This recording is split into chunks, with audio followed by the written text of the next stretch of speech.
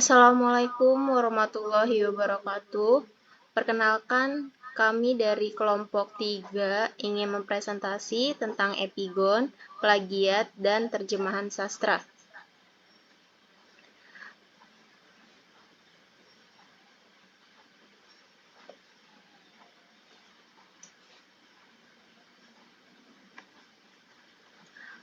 Anggota kelompok kami ada yang pertama Bella Srikandini, yang kedua Dinda Khairunisa, yang ketiga Dipa Priyanto, yang keempat Feni Fatmala, yang kelima Iza Faiza.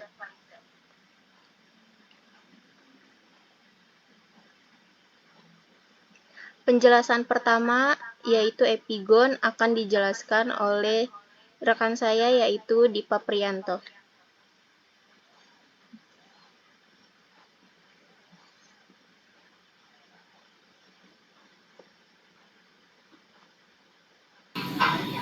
Oke, terima kasih kepada Dinda Hairunisa.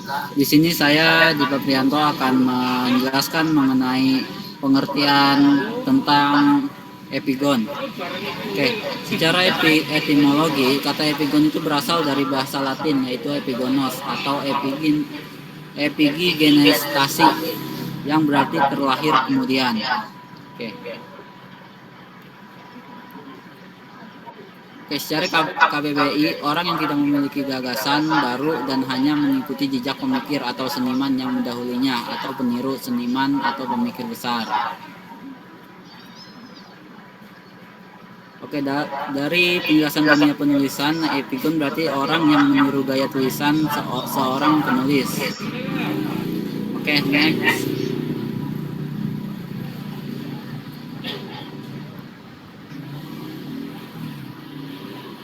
Oke. Epigon memang telah mewarnai dan ikut ambil bagian dalam proses kreatif penciptaan sebuah karya dari para penulis. Bagi seorang penulis, menjadi epigon adalah sebuah proses belajar. Mereka butuh observasi, referensi, inspirasi, dan logika ataupun imajinasi untuk menghasilkan suatu karya yang baru.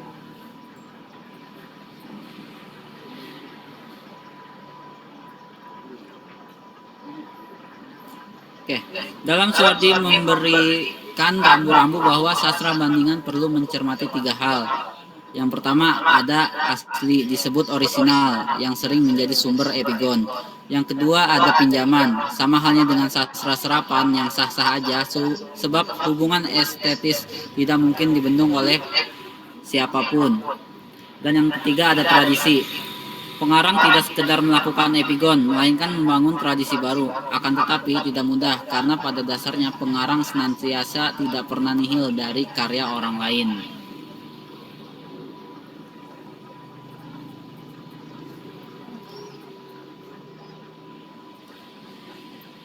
Oke, di sini saya akan menjelaskan mengenai epigon kreatif dan juga plagiat. Ya, jadi apa sih bedanya epigon kreatif dengan plagiat? Di sini ada epigon kreatif dulu ya. Untuk epigon kreatif itu jika seseorang melakukan epigon itu tidak sekedar meniru, akan tetapi menemukan jati diri atau ciri khasnya, serta selanjutnya membuat kreativitas dalam karyanya. Itu definisi mengenai epigon kreatif. Nah, sedangkan untuk plagiat ya, untuk plagiat itu jika seseorang melakukan epigon dengan cara menjiplak karya orang lain. Jadi untuk epigon kreatif itu dia tidak sekedar meniru tapi juga membuat kreativitas dalam karyanya. Tapi sedangkan plagiat itu tidak dengan membuat kreativitas, artinya cuma meniru aja. Seperti itu. Oke, next. Sudah.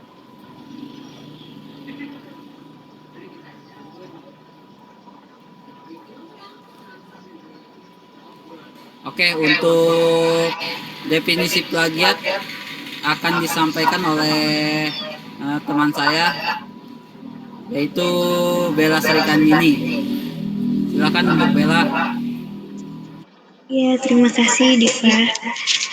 Di sini saya akan menjelaskan pengertian tentang plagiat. Plagiat adalah tindakan pencurian, terutama ketika ide atau karya tersebut merupakan hak cipta seseorang.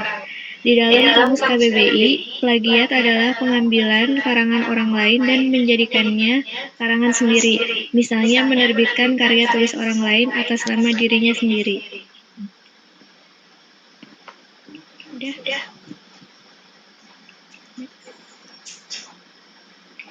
Di sini ada beberapa jenis tindakan plagiat. Yang pertama, plagiarisme total. Plagiarisme total terjadi ketika seorang menjiplak sepenuhnya karya orang lain, kemudian mengakuinya sebagai karya pribadinya. Yang kedua, plagiarisme parsial. Plagiarisme parsial terjadi jika sebuah karya atau gambar dapat dikatakan sebagai jiplakan atau tiruan ketika sebagian saja diambil dari karya milik orang lain. Contohnya plagiarisme dalam karya ilmiah. Misalnya landasan teori, metode analisis diambil dari karya ilmiah orang lain tanpa menuliskan sumbernya. Yang ketiga, autoplagiasi. Autoplagiasi dilakukan ketika kita mengcopy paste karya kita sebelumnya ke dalam karya yang sedang dibuat. Plagiarisme ini dilakukan tanpa menyebutkan karya yang dikopi tersebut sebagai salah satu sumber.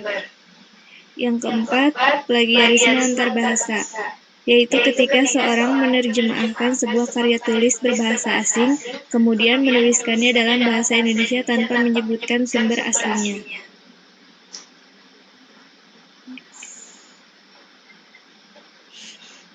Plagiat adalah perbuatan sengaja atau tidak sengaja dalam memperoleh atau mencoba memperoleh kredit nilai untuk suatu karya ilmiah dengan mengutip sebagian atau seluruh karya dan karya ilmiah pihak lain yang diakui sebagai karya ilmiahnya, tanpa menyatakan sumber secara tepat dan memadai.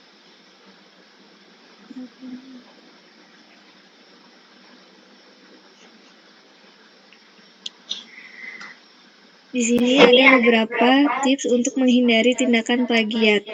Yang pertama yaitu karya mahasiswa seperti skripsi, tesis, dan disertasi dilampiri dengan surat pernyataan dari yang bersangkutan yang menyatakan bahwa karya ilmiah tersebut tidak mengandung unsur plagiat.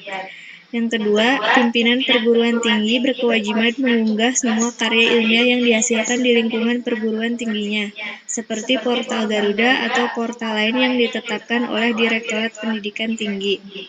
Yang ketiga, sosialisasi terkait dengan Undang-Undang Hak Cipta Nomor 19 Tahun 2002 dan Permendiknas Nomor 17 Tahun 2010 kepada seluruh masyarakat akademis. Yang keempat, menggunakan dua tanda kutip jika mengambil langsung satu kalimat dengan menyebutkan sumbernya dan menuliskan daftar pustaka atau karya yang dirujuk dengan baik dan benar. Yang kelima, melakukan parafrasme dengan tetap menyebutkan sumbernya adalah mengungkapkan ide atau gagasan orang lain dengan menggunakan kata-kata sendiri, tanpa merubah maksud atau makna ide dengan tetap menyebutkan sumbernya.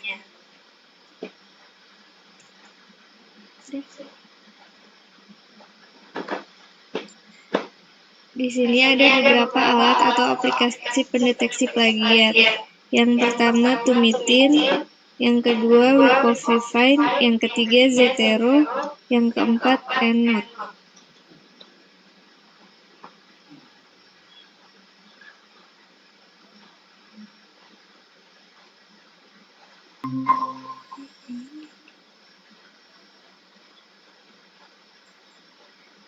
Ini adalah beberapa tips untuk menulis agar terhindar dari plagiat. Yang pertama, tentukan buku yang hendak Anda baca. Yang kedua, sediakan beberapa kertas kecil seukuran saku dan satukan dengan penjepit. Yang ketiga, tuliskan judul buku, pengarang, penerbit, tahun terbit, tempat terbit, jumlah halaman pada kertas kecil paling depan. Keempat, sembari membaca buku, salin ide utama yang Anda dapatkan pada kertas-kertas kecil tersebut. Yang kelima, setelah selesai membaca buku, Anda fokus pada catatan Anda. Yang keenam, ketika menulis artikel, maka jika ingin menyitir dari buku yang telah Anda baca, fokuslah pada kertas catatan. Dan yang ketujuh, kembangkan kalimat Anda sendiri dari catatan yang Anda buat.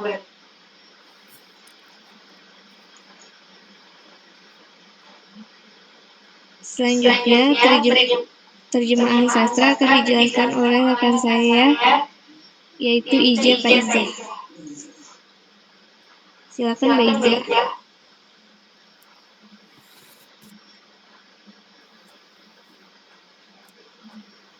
Halo. Ya, terima kasih Bella.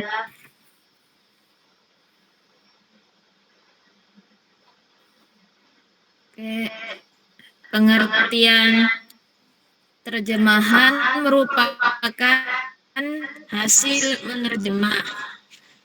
Dulu dalam bukunya Bahasa Indonesia yang Benar 2 menyebutkan menerjemah adalah kegiatan mengalihkan suatu tulisan atau pembicaraan atau lisan dari suatu bahasa ke bahasa yang lain. Bahasa yang diterjemahkan itu selanjutnya disebut sebagai bahasa sumber, sedangkan bahasa yang digunakan untuk menerjemah disebut bahasa sasaran.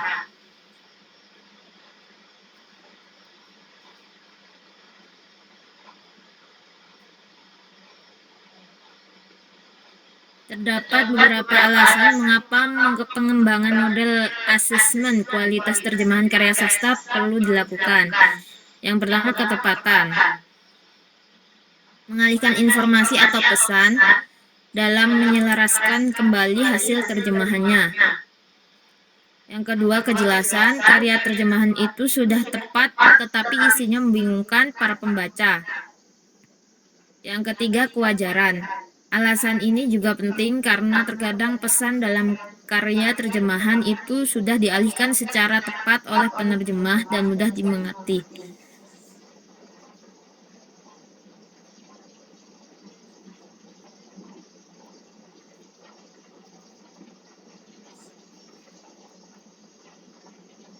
Penilaian terhadap mutu terjemahan harus didasarkan pada 3 hal pokok.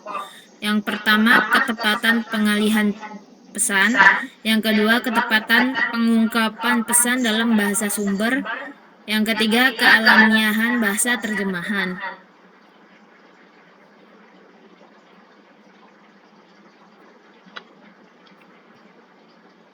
Contoh kasus yang berhubungan.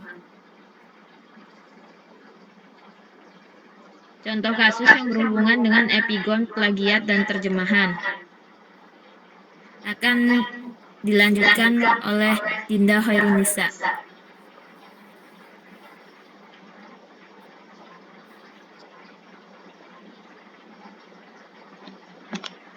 Baik, terima kasih Kaiza untuk sekarang saya akan menjelaskan contoh kasus yang berhubungan dengan epigon, plagiat, dan terjemahan. Puisi Chairil Anwar yang berjudul Karawang Bekasi ini dianggap menjiplak karya Archibald MacLeish yang berjudul The Young Dead Soldier. Chairil Anwar sebenarnya telah menciptakan sajak baru sehingga terpengaruh dengan larik sajak yang dibuat Archibald MacLeish. Sajak MacLeish memuat sajak yang lebih umum tentang prajurit dengan nilai-nilai yang bisa diterima di mana saja. Prajurit yang mati pada sajak itu tidak terikat dengan waktu dan tempat. Mereka bukan prajurit yang merebut kemerdekaan dari bangsa lain. Sebaliknya, sajak Chairil Anwar memuat sajak yang lebih khusus yang terikat antara waktu dan tempat, yakni pada waktu merebut kemerdekaan Indonesia. Dengan demikian, sajak ini tidak mengandung nilai-nilai dengan mudah bisa diterima di mana dan kapan saja. Ia terikat pada sejarah. Nada yang tersirat dalam Chairil Anwar itu pun jelas berbeda dengan The Young Dead Soldier. Karawang Bekasi menggambarkan suasana mengobarkan semangat perjuangan, sedangkan sajak The Young Dead Soldier memimpikan persamaian.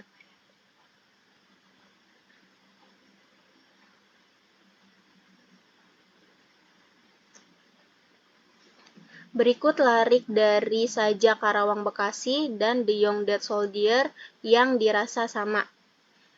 Tapi siapakah yang tidak lagi mendengar deru kami? Dirasa sama dengan larik Who has not heard them?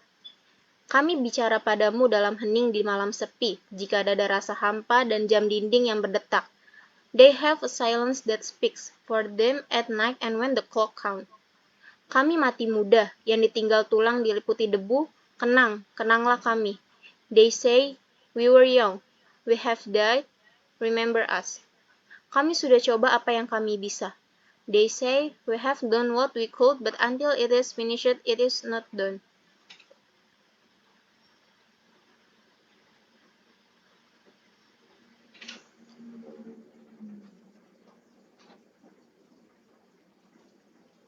Kesimpulannya, ahli sastra bandingan akan mendudukan seberapa tingkat epigon, plagiat, dan terjemahan.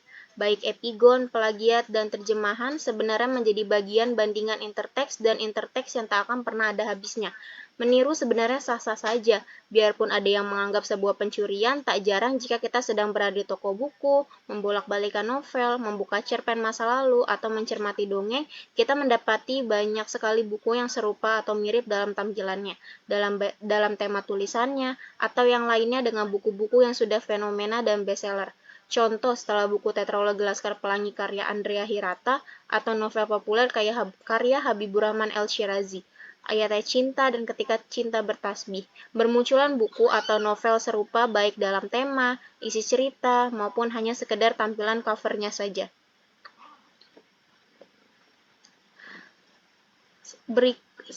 Terima kasih sudah mendengarkan presentasi dari kelompok kami. Saya akhiri. Wassalamualaikum warahmatullahi wabarakatuh.